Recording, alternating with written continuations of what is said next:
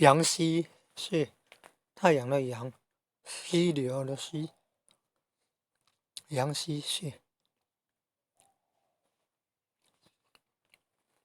按下去有一个凹陷的地方，按下去又是吸得很深了的。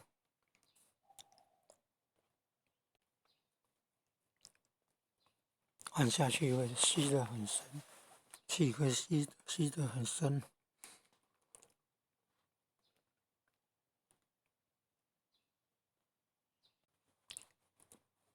按阳溪穴，按阳溪穴，太阳的阳，溪流的溪，阳溪穴，可以让吸气吸得很深，吸得很深。孕妇不要按，孕妇所有的穴道尽量不要按。老人家爬楼梯会喘，可以按啊。心跳很快很慢，心跳很快心悸的时候，可以要按阳溪穴，大拇指后方有个凹陷的地方，阳溪穴。